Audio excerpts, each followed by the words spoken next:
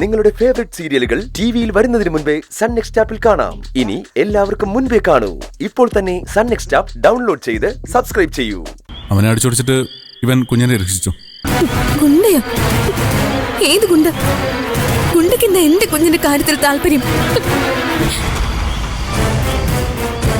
എന്താണെന്ന് ഞങ്ങൾ പോലീസുകാർ കണ്ടുപിടിച്ചോളാം. അതിനിപ്പോ പോലീസ് ബുദ്ധിയുടെ ഒന്നും ആവശ്യമില്ല. കുഞ്ഞിനെ തട്ടിക്കൊണ്ടുപോകാൻ ഏർപ്പാട് ചെയ്തവരെ എനിക്കറിയാം. എനിക്കും അറിയാം. അത് പിന്നെ നിന്റെ കാര്യം നിനക്കറിയാതെ വരില്ലല്ലോ. നിർത്തടി.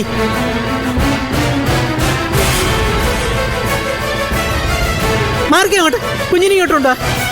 ഇനി വാ എന്റെ മക്കളെ. അയ്യോ മക്കൾ.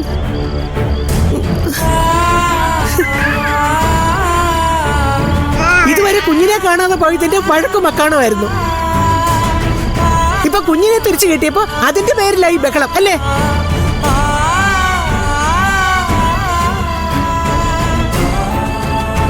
നീയൊക്കെ ഒരു കാലത്തും നന്നാവുന്ന ലക്ഷണം ഞാൻ കാണുന്നില്ല. ഇനി ഈ വീട്ടിൽ ഏതെങ്കിലും ഒരുത്തിയുടെ ഒച്ച പൊങ്ങിയ എന്താ ചെയ്യേണ്ടതെന്ന് എനിക്കറിയാം. പിന്നെ എന്റെ മുറിയിൽ കിടന്നുറങ്ങി എന്റെ കൊച്ചിനെ ആരാ തട്ടിക്കൊണ്ടുപോയെന്ന് എനിക്കറിയണ്ടേ? എന്റെ കുഞ്ഞ് ഇടയ്ക്കിടയ്ക്ക് ഇങ്ങനെ പറയണ്ട. ഇത് എന്റെ കുഞ്ഞാണെന്ന് എനിക്കും അറിയാം, നിങ്ങൾക്കും അറിയാം, ഈ വീട്ടിലെ എല്ലാവർക്കും അറിയാം. അത് മാത്രല്ല, നിങ്ങളുടെ മുറിയിൽ നിന്നും കുഞ്ഞ് എങ്ങനെ അപ്രത്യക്ഷമായിന്ന് എല്ലാവർക്കും അറിയാം. പക്ഷെ ഒരു കാര്യം ഞാൻ പറയാം, ജന്മം കൊണ്ടും നിയമം കൊണ്ടും ഇത് എന്റെ കുഞ്ഞാ.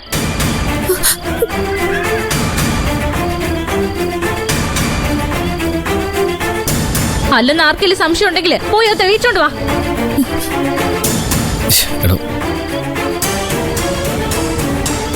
അതുവരെ എന്റെ കുഞ്ഞ് എന്റെ കയ്യിലിരിക്കും.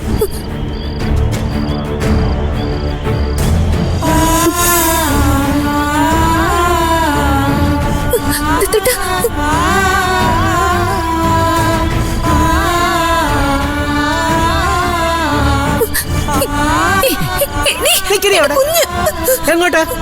ആ കൊച്ചിനെ പിടിച്ച് വലിച്ചു കയറി തിന്നാനോ? ഒരു കാര്യം ചെയ്യാം, ആ കൊച്ചിനെ 2 കഷ്ണമായി മുറിച്ച് 2 പേർക്കും അങ്ങ് തരാം. മതിയോ? സമാധാനം ആകുമോ? നിന്നെ പോലെ അവളും ഒരമ്മയാ. അവള് കൊച്ചിനെ തിന്നത്തും കൊല്ലത്തും ഒന്നുമില്ല. പൊന്നുപോലെ നോക്കും. അവളുടെ നോട്ടൊക്കെ എല്ലാവർക്കും അറിയാം. എടി, അവളുടെ ഹൃദയം പോലെ സ്നേഹിച്ച ആ കുഞ്ഞിനെ എന്തിനാണ് ഈ ഗുണ്ടകളെ വെച്ച് തട്ടിക്കൊണ്ട് പോകുന്നത്? എന്നുവെച്ചാ എന്റെ കുഞ്ഞിനെ ഞാനാണ് തട്ടിക്കൊണ്ടുപോയതെന്ന് എന്ന് ഞാൻ പറഞ്ഞോ? പക്ഷെ ഈ വീട്ടിലെ അവളല്ലാതെ വേറെ ആരോ അത് ചെയ്തിരിക്കുന്നു. ദത്ത, ആ ഗുണ്ടയെ കണ്ടുപിടിച്ച് ചോദ്യം ചെയ്ത് സത്യം തെളിയിച്ചതിന് ശേഷം ആദ്യം എന്നെ വിവരം അറിയിക്കണം. അറിയിക്കാം മുത്തശ്ശി.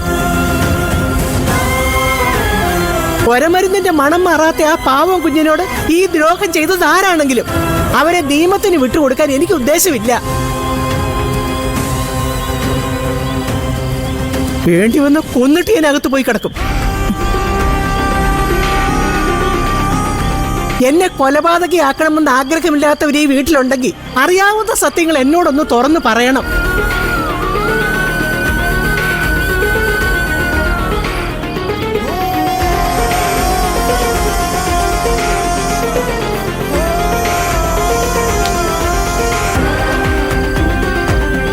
പറയുന്നത് വിവരക്കേടാണെങ്കിൽ കളി ക്ഷമിക്കണം. ഒരു കാരണവശാലും മുത്തശ്ശി ഒന്നും അറിയാൻ പാടില്ല. അതിനിപ്പോൾ പ്രതി ഈ വീട്ടിൽ ആരാണെങ്കിലും കുഞ്ഞിനെ നമുക്ക് തിരിച്ചിട്ടിയല്ലോ, അതുപോലെ.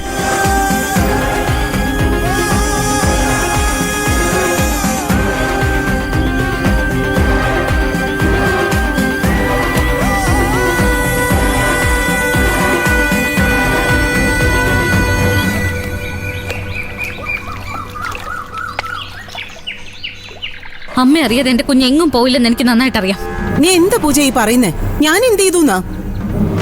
എന്റെ കുഞ്ഞിനെ ആളെ വെച്ച് തട്ടിക്കൊണ്ടുപോയത് അമ്മയല്ലേ? ഞാനോ? അതിന് നിന്റെ കുഞ്ഞിനെ ആര് തട്ടിക്കൊണ്ടുപോയി? അമ്മ ഒരുപാട് അഭിനയിക്കൊന്നും വേണ്ട, എനിക്കെല്ലാം മനസ്സിലായി. എന്ത് മനസ്സിലായിന്ന്? അമ്മ ഡബിൾ ഗെയിം കളിക്കുക.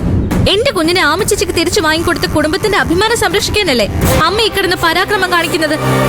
നീ തന്നെ ഇത് പറയണം. നിന്റെ കുഞ്ഞിനെ നിനക്ക് കിട്ടാൻ ലോകത്തെങ്ങും കേട്ട് കേൾവിയില്ലാത്ത അങ്ങനൊരു ദത്തിന് പോലും കടുംപിടുത്തം പിടിച്ചവളാ ഞാൻ. അത് ആ കുഞ്ഞ് എന്റേതാണെന്ന് അറിയുന്നതിന് മുൻപ്. ആമിച്ചേച്ചിയുടെ കുഞ്ഞിനെ എന്റെ വാശിപ്പുറത്ത് എനിക്ക് ദത്തെടുത്ത് തന്ന എന്റെ സ്വന്തം അമ്മയെ എനിക്ക് മനസ്സിലാവും.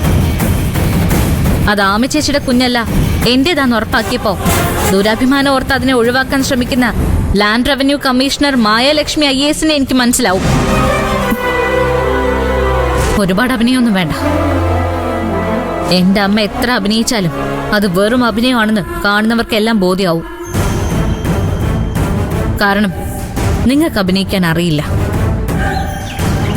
എന്നോടുള്ള സ്നേഹത്തിന്റെ പേര് പറഞ്ഞ് അമ്മ ചെയ്തു കൂട്ടുന്നതൊക്കെയും എന്നോട് ചെയ്യുന്ന വലിയ തെറ്റുകളാണെന്ന് അധികം വൈകാതെ നിങ്ങൾ തിരിച്ചറിയും. പൂജ, നീ എന്ത് ഭ്രാന്തൊക്കെയായി പറയുന്നേ?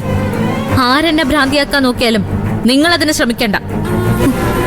കാരണം ഈ വയറ്റിൽ നിന്ന് തന്നെ ഞാൻ വന്നത്. നിങ്ങളുടെ ഓരോ ചെറിയ ചലനങ്ങൾ പോലും എനിക്ക് മനപ്പാടമാണ്. എന്റെ കഴുത്തിൽ കിടക്കുന്ന ഈ താലി കെട്ടിയ ചെമ്പകശ്ശേരിയിൽ ആദ്യത്തിന് ഞാൻ ആ കുഞ്ഞിനെ വളർത്തുന്നതിൽ യാതൊരു എതിർപ്പുമില്ല. പിന്നെ അമ്മയ്ക്ക് എന്താ പ്രശ്നം? 10 മാസം ഗർഭപാത്രത്തിൽ ചുമന്നതിന്റെ അമിതാവേശമാണെങ്കിൽ അത് വേണ്ട. അതിന്റെ കണക്കുകളൊന്നും അവകാശപ്പെടാൻ മാത്രം നമ്മൾ തമ്മിൽ എന്തെങ്കിലും ബന്ധമുണ്ടെന്ന് എനിക്ക് ഇന്നുവരെ തോന്നിയിട്ടില്ല. പൂജ, അറിഞ്ഞോ അറിയാതെയോ നൂലുകെട്ടിന്റെ നാളിൽ ചെവിയിൽ അങ്ങനെ ഒരു പേരിട്ടു എന്നല്ലാതെ ആത്മാർത്ഥമായിട്ട് ഒരിക്കലെങ്കിലും അമ്മ ആ പേരെന്നെ വിളിച്ചിട്ടുണ്ടോ? അച്ഛനോ അമ്മയോ ആരെങ്കിലും എന്നെ ഞാൻ എന്താണെന്ന് തിരിച്ചറിഞ്ഞെന്നെ സ്നേഹിച്ചിട്ടുണ്ടോ? ഒരുപാട് മോഹിച്ചിട്ടുണ്ട്, ഒരുപാട് സ്വപ്നം കണ്ടിട്ടുണ്ട്. ഉറക്കമില്ലാത്ത രാത്രികളിൽ, ഉണർന്നിട്ടും ഉണരാത്ത പകലുകളിൽ എന്റെ അമ്മ എന്റെ കിടക്കക്കരികിൽ ഒന്ന് വന്നിരുന്നെങ്കിലെന്ന്. എന്റെ അച്ഛൻ എന്നെ കെട്ടിപ്പിടിച്ച് കവിളിലൊരുമ്മ തന്നിരുന്നെങ്കിലെന്ന്. ഒരിക്കലെങ്കിലും അവരൊരുമിച്ച് എന്നെ ഒന്ന് വന്ന് സ്കൂൾ വാതിൽക്കൽ കൊണ്ടാക്കിയിരുന്നെങ്കിലെന്ന്. ഏതെങ്കിലും ഒരു പാരന്റ്സ് മീറ്റിംഗിൽ നിങ്ങൾ ആരെങ്കിലും ഒരാൾ വന്ന് എന്നെ വാത്സല്യത്തോട് വന്നൊന്ന് ചേർത്ത് പിടിച്ചിരുന്നെങ്കിലെന്ന്. വൈകിട്ട് സ്കൂള് വിട്ട നേരത്ത് സ്കൂൾ ബസ് കയറുമ്പോ പിൻവിളിയോടെ കാറിൽ പാഞ്ഞെത്തി, ഇന്ന് സ്കൂൾ ബസ്സിൽ പോണ്ട, ഇന്ന് നമുക്ക് ഒരുമിച്ച് പോവാന്ന് പറയുന്ന ഒരമ്മ, ഒരച്ഛൻ. അതാകാൻ എന്തെങ്കിലും നിങ്ങൾക്ക് കഴിഞ്ഞിട്ടുണ്ടോ?